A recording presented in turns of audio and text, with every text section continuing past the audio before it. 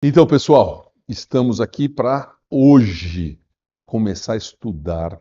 E quando eu falo começar a estudar, é porque esta aula não tem a intenção de esgotar o assunto. Não tem mesmo. Porque é uma área muitíssimo importante para a prática médica, para a prática de todos os profissionais da saúde, mas eu não vou esgotar. Então, o que que eu quero fazer com vocês hoje aqui? Eu quero trazer o conhecimento da topografia do tórax, de modo que a gente possa aplicar no nosso dia a dia.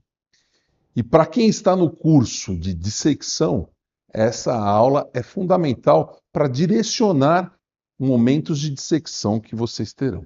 Então vamos à frente, veja. Essa aula tem um contexto, ela está principalmente querendo dar bases para a semiologia, bases para procedimento, inclusive a dissecção, e nós vamos começar falando desses tópicos que agora vocês olham aqui. Os limites, a estratigrafia, que são os músculos intrínsecos. Vamos falar da vascularização, e quando a gente fala de vascularização, irrigação arterial, drenagem venosa, drenagem linfática, e por fim, a gente termina falando de inervação. Eu vou deixar aqui a possibilidade de a gente ter um pequeno bônus quando a gente fala de glândula mamária, mas eu vou falar mesmo, ó, pequenininho, porque talvez isso seja motivo de um estudo mais aprofundado. Se a aula já não tem a intenção de esgotar, certamente eu vou falar muito pouco da glândula mamária, né? Então, toda vez que a gente fala de topografia, toda vez que a gente fala de anatomia clínico-cirúrgica, nós temos que começar delimitando a área que a gente vai apresentar. Então, quando a gente fala de tórax pode ser da parede, pode ser da cavidade torácica, a gente começa trazendo qual é o limite superior do tórax. Então a gente pode enxergar bem nessa situação, vamos voltar aqui um slide, nessa situação, que existe uma abertura torácica superior, ou abertura superior do tórax, como vocês quiserem, que é limitada anteriormente. Vamos apontar para vocês. Limitada anteriormente pela incisura jugular, que é um limite do osso manúbrio do externo. Depois a gente tem lateralmente os arcos costais, a primeira costela. Então a gente enxerga aqui a primeira costela, que inclusive faz articulação com o manúbrio. Depois, posteriormente, a gente vai ter quem? A margem superior do corpo da primeira vértebra torácica. Já passaram as 7 vértebras cervicais e agora nós estamos com o corpo da primeira vértebra torácica. Com isso, a gente delimita, e aí a gente pode falar um pouquinho também que vai aparecer a clavícula, né? A epífise medial da clavícula, a gente delimita o que nós chamamos de abertura superior do tórax. Já falando nessa situação do tórax, da parede do tórax, eu queria trazer um ponto de reparo, um ponto de referência muito importante, que está muito bem colocado aqui na seca. Essa seta está demonstrando o que para vocês? Está demonstrando a transição entre o manúbrio e o externo. Como é que eu chamo essa transição, essa articulação manubrial external? A gente chama de ângulo do externo, mas tem um epônimo aí. O que é um epônimo? É o nome de uma pessoa que descreveu isso, ângulo de Louis. E, inclusive, aí é o lugar que eu passo um plano horizontal do tórax. Guarde esse ângulo do externo bem guardado, porque aí vai ficar um ponto de dica para você fazer a ausculta. A gente conta os espaços intercostais por esse plano. Para a gente dividir o mediastino, que nós vamos ver à frente. Então, fique ligado nessa história toda. Muito bem, se nós falamos no limite superior da parede do tórax ou da cavidade torácica, agora nós vamos falar num limite inferior. Limite inferior que é dado também por uma abertura inferior do tórax. Esta abertura inferior do tórax tem anteriormente o processo chifoide.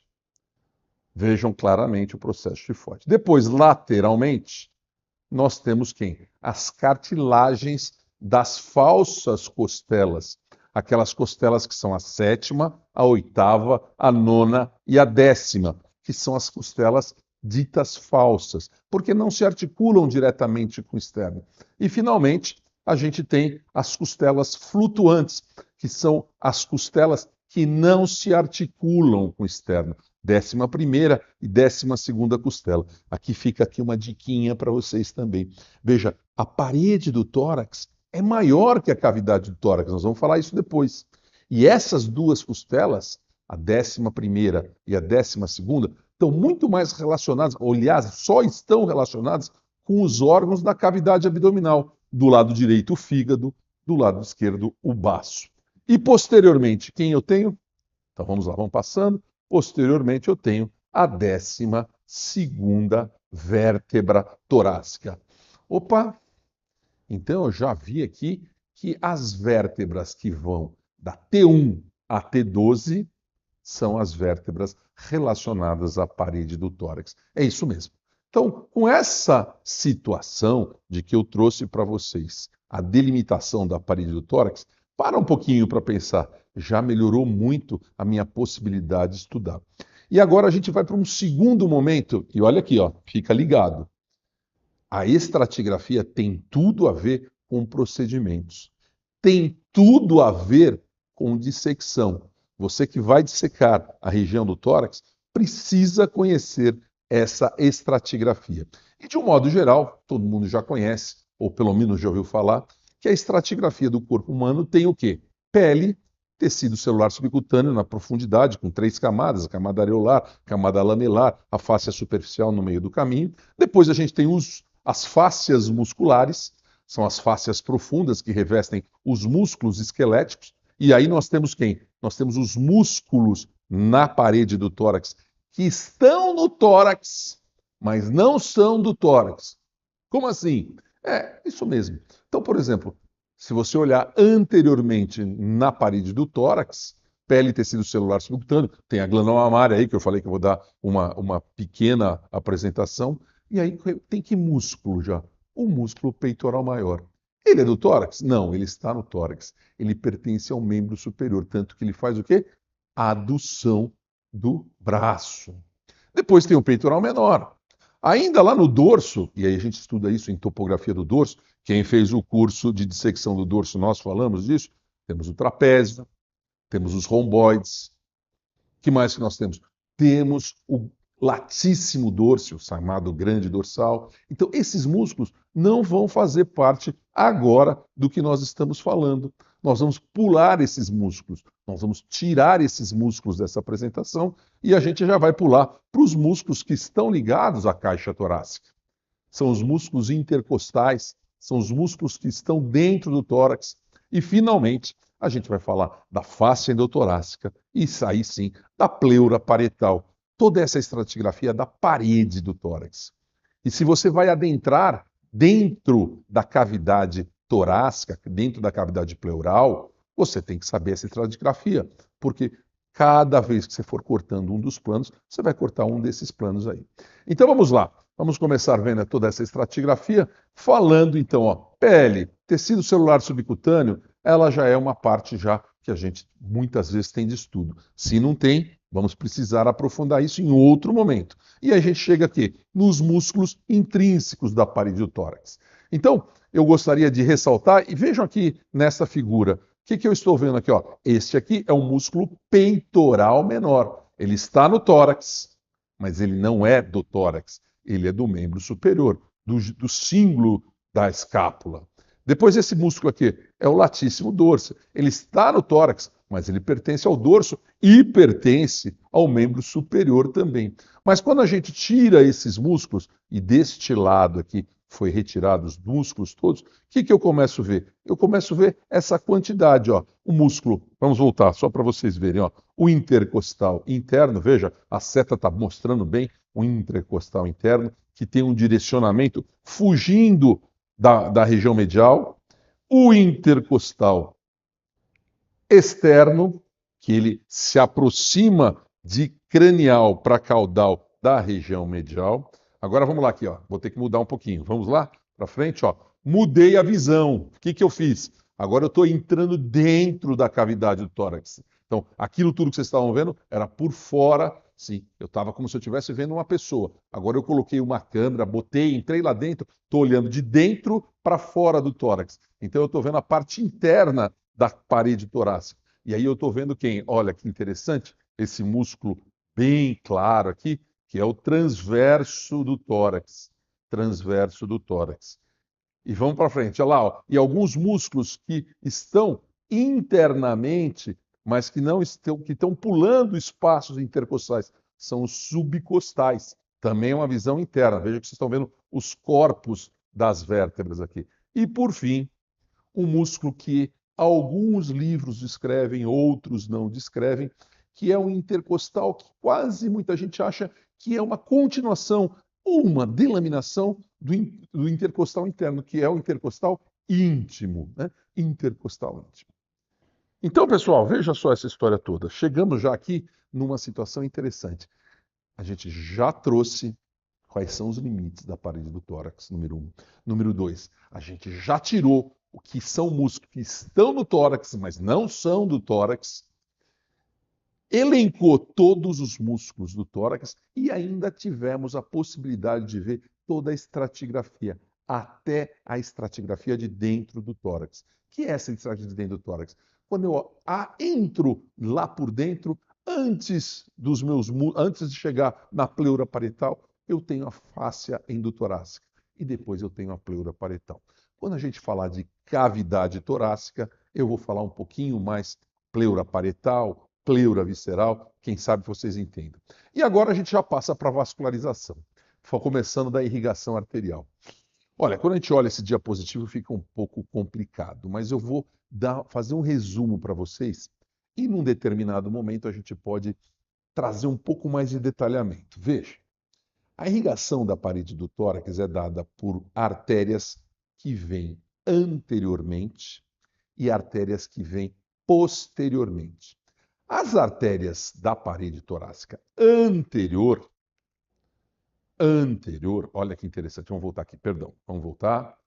As artérias que vêm anterior são essas artérias que nós estamos vendo aqui, ó, aqui. Elas são ramos quase todas da artéria torácica interna. Artéria torácica interna, aquela também chamada mamária. Torácica interna, mamária, isso. Essa artéria também é aquela artéria usada muitas vezes para ajudar na revascularização do miocárdio. Então, a artéria torácica interna é ramo de quem? Da subclávia. Então, ela dá uma artéria intercostal anterior, quase todas, quase todas. Vamos dar uma passeadinha para frente, olha lá. Então, a artéria subclávia, essa que eu acabei de falar, dá a artéria torácica interna nos espaços intercostais que vão do 1 ao 6. Mas a artéria torácica interna, ela muda de nome e passa a se chamar depois epigástrica. E antes disso, ela emite um ramo chamado músculo frênica, que vai dar os ramos intercostais anteriores do 7º ao 11º. E a artéria costus cervical, também ramo da subclávia, vai dar as artérias intercostais, agora não mais anteriores, hein? A posterior. Por isso que eu falei que tinha uns detalhamentos. As posteriores, né? Que agora nós passamos a estudar. Da onde vem a maior parte das artérias intercostais posteriores, que depois se juntam numa anastomose intercostal anterior, se junta intercostal posterior. E onde? Aonde ela se junta? No espaço intercostal. E que lugar? Mais para cima? Mais para baixo? Vamos falar já já disso. Essas artérias intercostais posteriores são ramos diretos de quem? Intercostal posterior, da artéria aorta. Só como a aorta não está lá em cima, ó, ela não chega no primeiro espaço, por isso que a posterior do primeiro espaço é ramo da subclávia. Por isso que ela é ramo da subclávia. Entenderam bem essa história? E onde estão? Olha aqui, vamos começar a olhar direito aqui. Todas essas artérias intercostais, elas estão aonde? Ó, na parte mais inferior da costela de um espaço superior. Como assim? Se eu tiver que olhar uma costela, onde está a minha artéria, a minha veia intercostal, que nós vamos falar daqui a pouquinho, o meu nervo intercostal? Elas estão na borda inferior de uma costela. Na borda inferior de uma costela. Então, se eu for fazer uma incisão, se eu for colocar uma agulha, eu entro não na borda inferior, eu entro na borda superior da costela de baixo. Guarda isso, guarda isso. Por quê? Vai drenar o tórax, vai fazer uma punção, eu tenho que saber em que lugar eu vou entrar com o meu bisturi, com a minha agulha, sem lesar esses vasos intercostais que são importantes. Drenagem venosa. Também acontece uma situação bem interessante aqui, ó. Todas as veias intercostais interiores, praticamente vão drenar para a veia torácica interna, que vai para a veia braquiocefálica. Já as veias mais inferiores vão drenar para uma veia musculofrênica, que drena para a veia torácica interna. Então, se eu lembrar que eu tenho uma veia torácica interna, como é que forma a veia torácica interna? Pela epigástrica e pela musculofrênica. E ainda eu tenho a formação das veias supremas posteriores, que vão drenar para a veia costo-cervical, que vai drenar para a veia braquiocefálica também, ou para a veia axilar, vai depender, tem algumas variações. Então, quase todas as veias intercostais anteriores para a veia torácica interna, com algumas pequenas variações. Já as veias torácica interna posteriores drenam do lado direito para a veia ázigos e do lado esquerdo para a veia hemiázigos. E, finalmente, essa situação dessa drenagem, as veias ázigos e hemiázigos vão drenar para a veia cava superior. Então, esse é um conhecimento muito interessante que vocês precisam ter para que vocês diferenciem o que é drenagem venosa anterior, veia torácica interna. Veias posteriores, veázigos e hemiázigos. Muito bem, eázigos e hemiázigos vão para a veia cava superior. Só para vocês verem, então, o que nós estamos vendo aqui? Ó? Intercostais anteriores. Estão drenando para quem? Veia torácica interna. Intercostais posteriores. Sistema ázigos e hemiázigos. E algumas veias posteriores drenando, então, eventualmente para as veias axilares, veias subclávia, vindo direto para a cava superior. E a drenagem linfática? A drenagem linfática é uma coisa que a gente estuda pouco, né, gente? Mas é muito importante. E aí, pensando em neoplasia de mama, a gente sabe que a mama está na parede torácica. Então, a drenagem linfática é muito importante. Veja esse diapositivo que fica até complicado aqui. Mas, de uma maneira geral, veja, a drenagem da parede torácica drena-se para vasos linfáticos, linfonodos paraesternais, se estiverem numa região mais medial. E para os vasos e os linfonodos da região da axila, se forem mais laterais. Ambos vão drenar para o duto linfático, do lado direito, do lado esquerdo, para o duto torácico, que é o maior duto do corpo. Inervação. Inervação é dada através dos nervos espinhais que saem do forâneo conjugado e vão dar um ramo intercostal. Então, vai ter um ramo intercostal que vai inervar toda esta região. E a inervação são dadas, então, por nervos intercostais e que mais baixo, como esses nervos intercostais também inervam a parede abdominal, eles são chamados de nervo tóraco-abdominais. E o último nervo, até especial, o último nervo que sai lá do 12º espaço intercostal, o 12º nervo, é chamado de nervo subcostal. Bom, eu falei que a gente ia dar um apanhado para vocês da parede torácica. A gente já deu esse apanhado e eu ia dar uma noção para vocês da glândula mamária. Veja, qual é essa noção? Eu não quero entrar em muitos detalhes da estrutura da mama, mas o mais importante está nesta figura aqui. O que tem essa figura de importante? Veja que a glândula mamária entremeada de tecido celular subcutâneo, ela se encontra onde? Ela se encontra na estratigrafia do tecido celular subcutâneo. E ao se encontrar nos tecidos celulares subcutâneos, o que tem na profundidade dela? Os músculos que estão no tórax. No caso, o peitoral maior ou o peitoral menor. Para um pouquinho e para pensar. Então, as próteses deveriam ser colocadas na altura ou na profundidade do tecido celular subcutâneo? Eventualmente sim, mas aí tem problemas cirúrgicos. Então, a maior parte das próteses são colocadas na profundidade. Agora nós vamos falar da cavidade torácica. Cavidade torácica, se a gente parar para pensar, nós já delimitamos a cavidade torácica, a abertura torácica superior, a abertura torácica inferior. Agora a gente vai falar dos 3 compartimentos que tem na cavidade torácica. Eu tenho a cavidade pleural à direita, a cavidade pleural à esquerda. E sobra um espaço que se continua, interessante, hein? Se continua com o pescoço, e um espaço que está apoiado. Aliás, o limite desse espaço mediastino, que é o que eu estou dando no meio, não é mais a abertura torácica inferior. O limite inferior é o músculo diafragma. Então, nós vamos começar agora falando exatamente, já estamos dentro da cavidade torácica, então ele tem uma importância muito grande. Olha, toda vez que a gente olha um raio-x do tórax, então nós estamos avaliando o parênquima pulmonar do lado direito, esquerdo, e o que está no meio? O que está no meio aqui é todo o conteúdo do mediastino. E olha que interessante que eu falei aqui, ó. O mediastino termina onde? Não na abertura torácica inferior, continua lá a parede do tórax, mas ele termina se apoiando aqui no diafragma.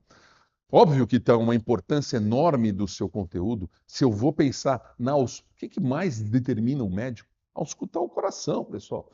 O coração está dentro do mediastino. E nós vamos entender, então, como é que está essa situação. Isso só para vocês verem, então, um tórax e um abdômen aberto, né? Abrir uma janela. Aonde nós estamos falando que nós vamos trabalhar? Ó, é exatamente isso aqui. Ó. Tudo isso aqui. Isso aqui. Eita, o cursor está me atrapalhando.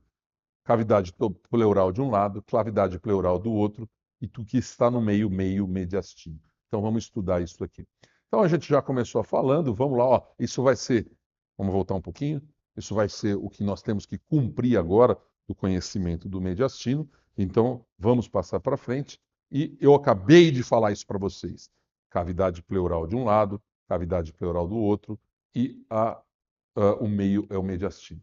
Então, os 3 compartimentos, pleuro pulmonar direito, pleuro pulmonar esquerdo e o meio mediastino. Né? Ixi, o que será que eu estou vendo aqui? Isso é uma figura de uma dissecção cérvico-torácica. Então, só para vocês entenderem, ó, aqui em cima estaria a cabeça do corpo. E olha, vejam só, essa visão aqui é de um corpo fresco. É uma dissecção de um corpo fresco. Aqui uma dissecção do plexo braquial, da veia axilar, veia jugular interna. Aqui é a veia braquiocefálica esquerda. O que está acontecendo aqui? Ó, olha isso, o osso externo cerrado. Vocês vão poder fazer isso na dissecção. Aqui no curso da parede torácica, vocês vão abrir o externo, exatamente como está nessa dissecção. E aqui foi botado um afastador que tem o nome de um cirurgião argentino chamado Finocheto. Finocheto. E aí a gente está com o mediastino visível. Vamos ver se vocês têm boa vontade.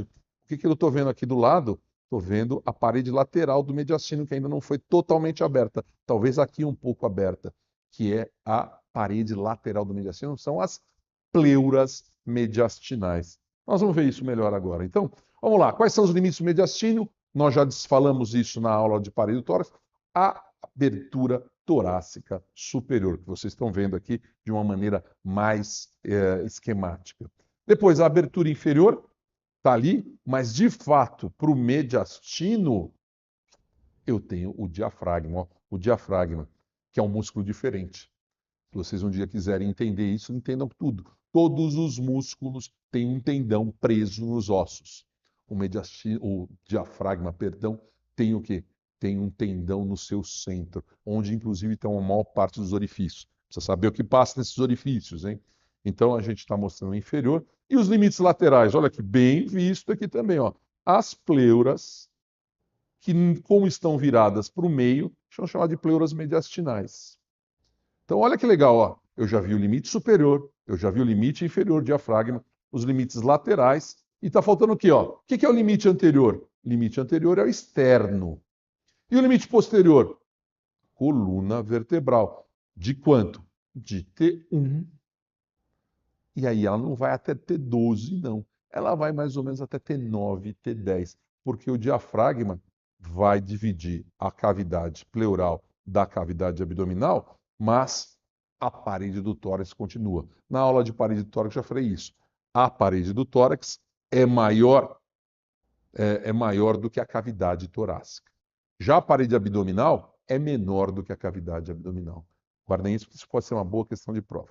E aí a gente vai dividir esse mediastino para entender os seus conteúdos, né? Como é que a gente divide? Ó, olha que interessante.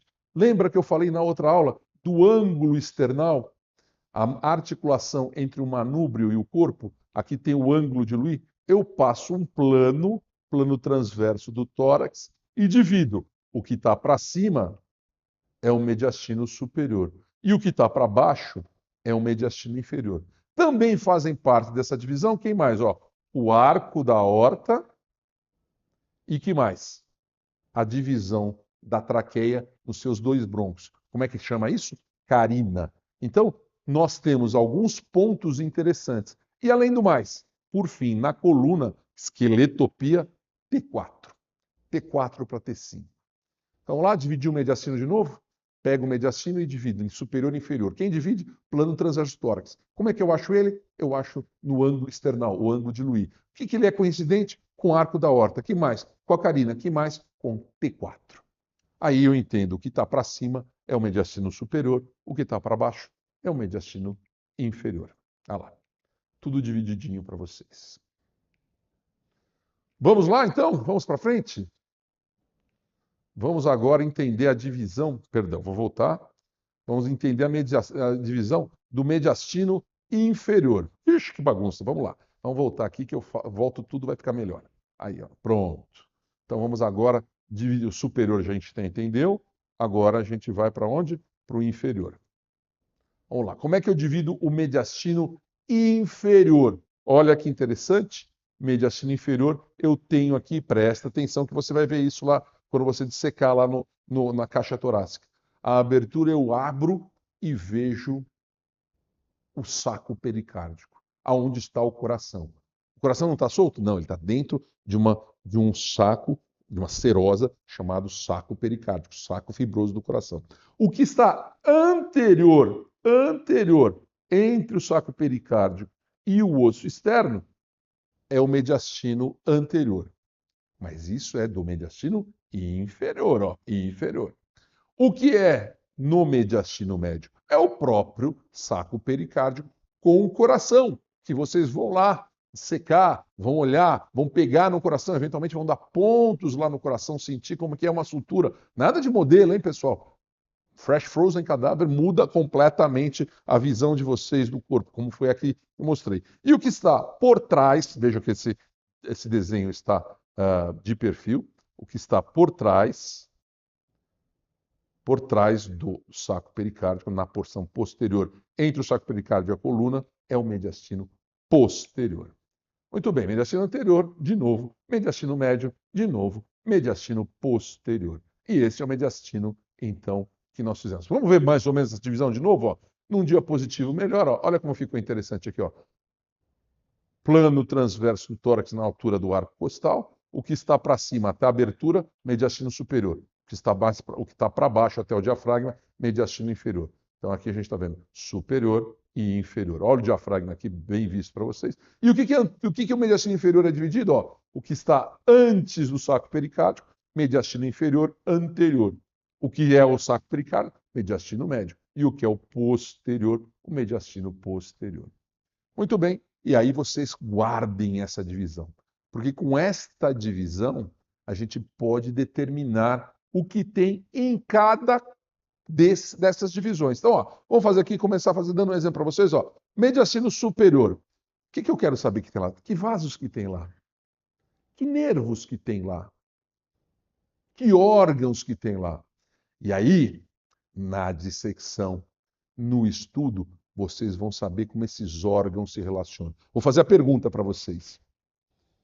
Se eu pensar no mediastino superior, dois órgãos, ó, traqueia e esôfago, quem é mais anterior? Quem é mais posterior? Eu tenho que descrever isso quando eu coloco lá.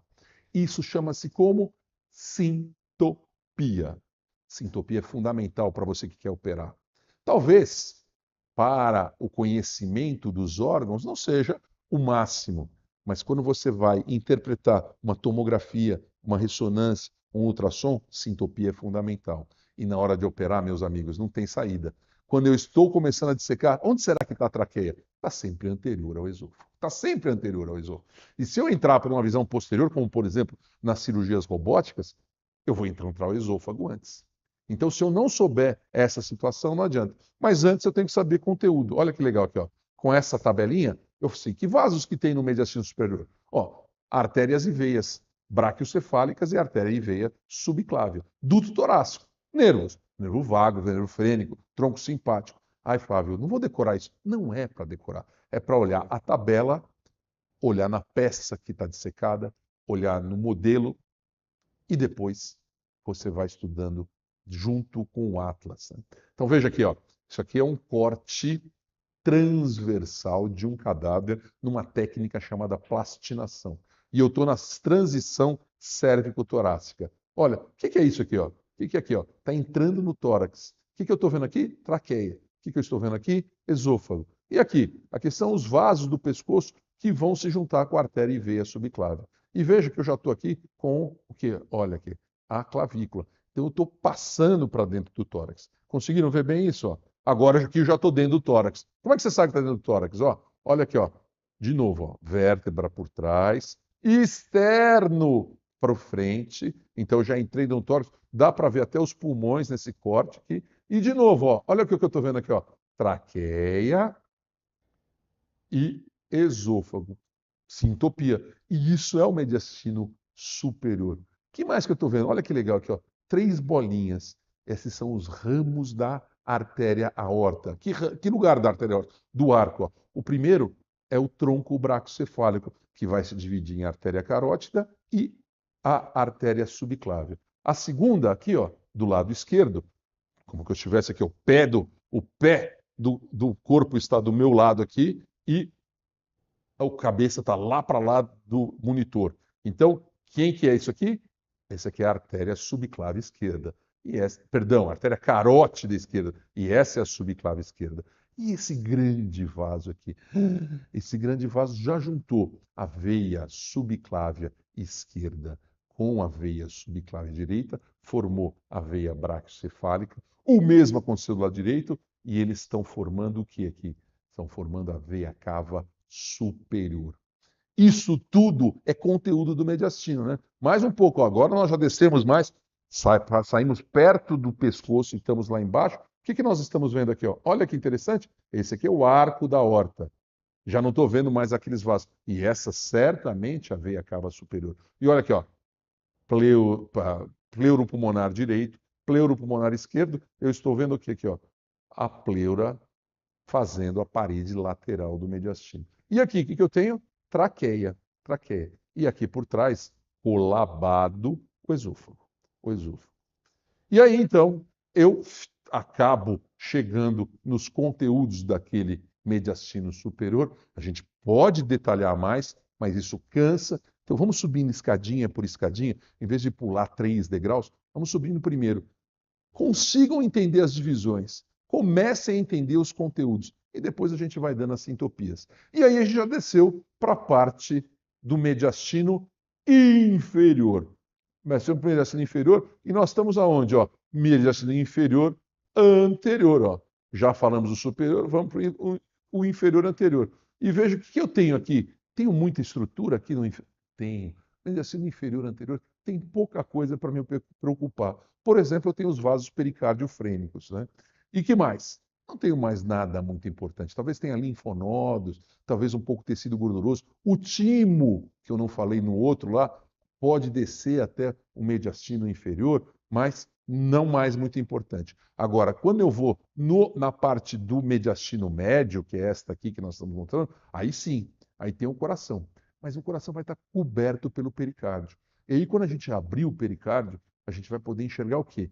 De prima, eu vejo uma parte do átrio direito, que é a aurícula direita.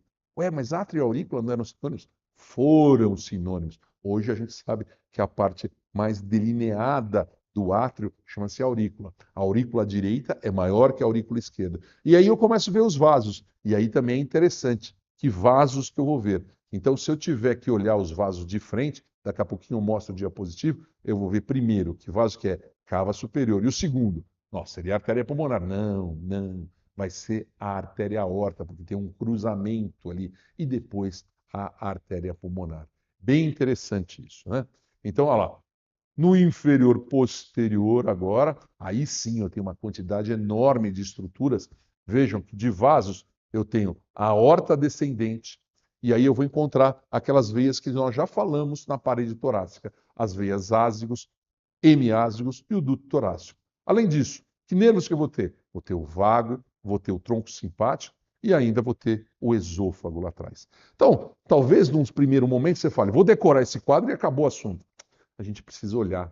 E é por isso que a dissecção em fresh frozen cadáver ou outras dissecções ajudam tanto a conhecer a anatomia. E mais que conhecer, a fazer a correlação de se um órgão é à direita, se um órgão é à esquerda, se ele é intermediário, se ele é mais anterior, se ele é mais posterior, se ele é mais superficial. A dissecção deve ajudar vocês em tudo isso. Então, olha que interessante o que eu estou falando. E aqui passa a ter um certo interesse, por quê? Porque eu tirei o pulmão direito, vocês também vão poder fazer isso. Tirei o pulmão esquerdo e me sobrou aqui, ó. Me sobrou a carina, me sobrou, eu tirei o coração, eu sobrou o arco da aorta e ó, olha que sobrou o esôfago por trás. O esôfago está lá no mediastino posterior. E aqui uma visão interessante que nós vamos falar já já do hilo pulmonar e do pedículo pulmonar. Possivelmente vocês vão fazer isto na dissecção da caixa torácica, tirar o pulmão. E aí vocês vão ter que conhecer quais são esses elementos do pedículo e, finalmente, do hilo pulmonar. Essas são estruturas bem interessantes de conhecer. O nervo vago passa por trás, na parte posterior do hilo, o nervo frênico passa na parte anterior. Muito bom. Então, vamos voltar só um pouquinho para a gente ver isso aqui, ó. A gente conseguiu para vocês terem todas as relações anatômicas. O conteúdo do mediastino inteiro está nessa tabela. Ó. Quiser fotografar, fotografe. E, por fim, a gente consegue dizer que essa dissecção de tórax, que vocês estão aptos a começar a entender melhor, vai trazer uma abertura e uma mudança, uma metamorfose em vocês, uma mudança de comportamento em relação à anatomia. Acho que estamos bem aqui, né? Agora eu vou lá para a cavidade torácica, no que quer dizer as cavidades pleurais. As cavidades pleurais, que agora vocês estão vendo aqui um pouco melhor, né? Então vamos lá. A gente já estudou aqui o mediastino, já estudou o mediastino, opa, aqui. Agora nós vamos estudar essas cavidades pleurais. Então, a primeira coisa a saber é que os pulmões estão envoltos, bem aderido a eles, como se fosse um verniz de uma pleura chamada pleura visceral. Só que essa pleura visceral, ela se rebate na estrutura da entrada dos vasos e da via aérea, e ela forma um saco, como se fosse um verniz dentro de uma caixa pintado. Então eu tenho lá dentro o órgão pintado, e a caixa também está pintada, mas em direção ao seu hilo. E isto é a pleura, o verniz da caixa, é a pleura da parede, é a pleura parietal. Entender isso é fundamental, fundamental, porque quando eu tenho um problema na pleura parietal, eu começo a ter alteração na movimentação respiratória, na fisiologia. Não estou aqui hoje para explicar a fisiologia, mas toda vez que a pleura parietal e a pleura visceral não ficam pertinho uma da outra, não tem um espaço virtual, eu começo a ter problema. E quando eu não tenho essa situação? Quando, por exemplo, junta líquido entre a pleura parietal e a visceral, o tal do derrame pleural. Ou quando junta ar, o tal do pneumotórax. Isso vocês vão entender com calma e a gente pode explicar no dia a dia para vocês. Então, pleura parietal e pleura visceral, vocês estão vendo aqui, ó. Pleura parietal na caixa, e daí quando eu abro a pleura parietal ainda tem um verniz pintando o órgão, que é a pleura visceral. Então, e as pleuras, então, olha aquilo que eu falei que no hilo existe o rebatimento, ó. Então imagine que eu pintei de verniz todo o pulmão, e aí eu peguei a parede e pintei tudo em volta. E esse espaço aqui está mostrado para vocês, é simplesmente um espaço didático. não deve haver espaço, né? Então, existem porções da pleura que estão ligadas às costelas, pleura parietal, uma pleura que está ligada, perdão, deixa eu voltar aqui atrás, uma pleura que está ligada à região das costelas, costal, outra no diafragma, outra no mediastinal e a outra está lá no ápice do pulmão, que eu chamo de cúpula pleural, né? Cúpula pleural. E o que é a raiz do pulmão, ou o hilo do pulmão? É onde entram os elementos que entram e saem, hein? Entram e saem. Os elementos que fazem o funcionamento do pulmão. O que eu estou vendo aqui? Ó? Via mais superior, ó, dos dois lados, direita e esquerda. Via aérea, brônquio. Depois, o que eu estou vendo aqui? Ó? Olha que interessante, ó. Tanto de um lado quanto de osso. Artéria pulmonar, ou ramos da artéria pulmonar. E, finalmente, as veias pulmonares. A artéria está entrando no pulmão, vai se dividir, vai se capilarizar para ir lá no alvéolo trocar, fazer a hematose, trocar CO2 por O2.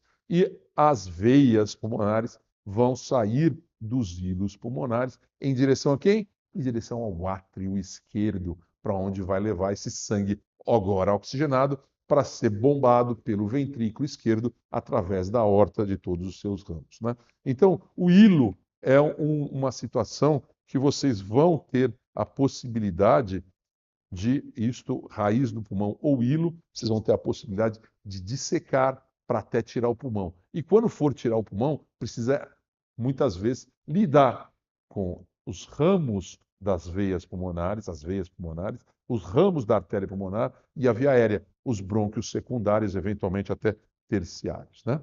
Muito bem. Então, uma coisa interessante de conhecer também nesse contexto são os recessos.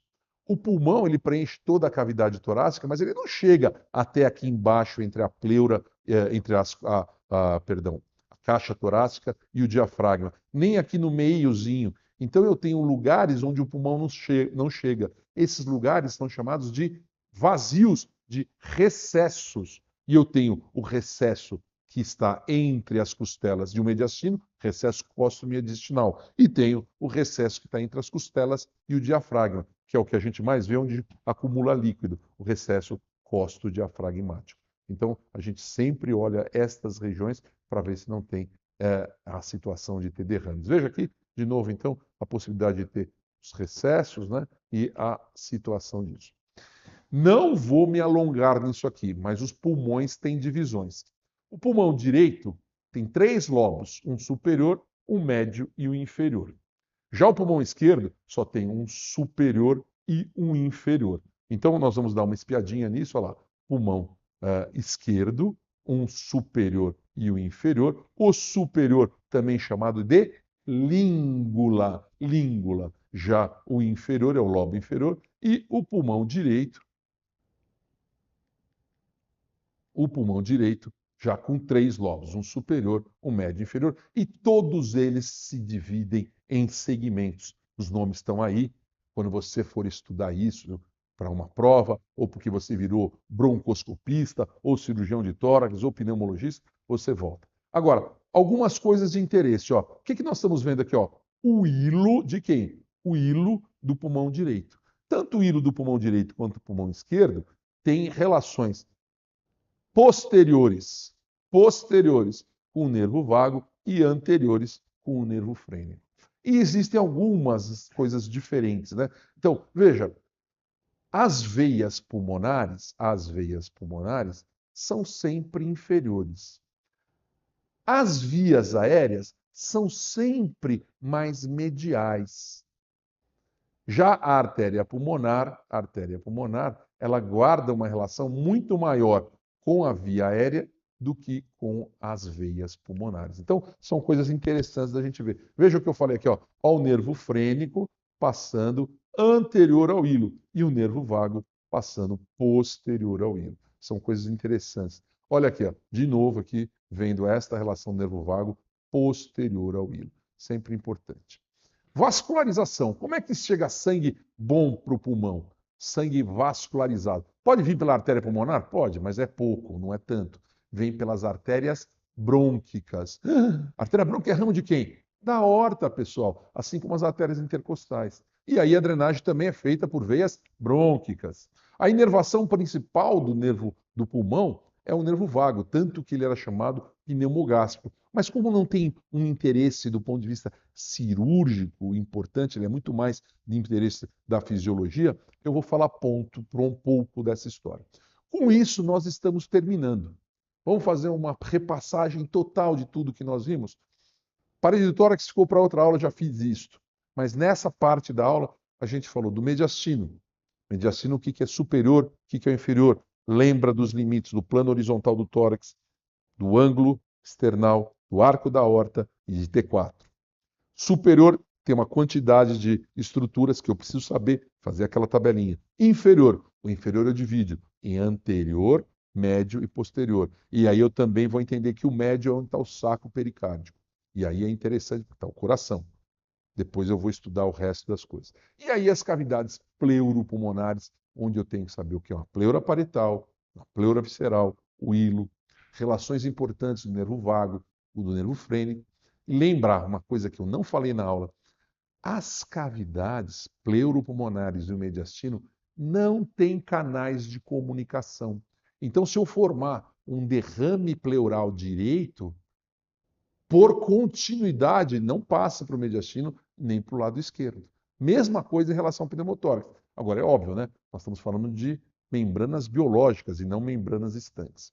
Com isso, acho que vocês ganham um conhecimento lá, que eu falei, um conhecimento de anatomia que servirá para você aprofundar melhor essa sua vontade de aprender anatomia. E mais do que isso, ao aprender anatomia, vocês vão ter um raciocínio clínico melhor para vocês fazerem diagnósticos melhores e com diagnóstico melhor, melhor tratamento.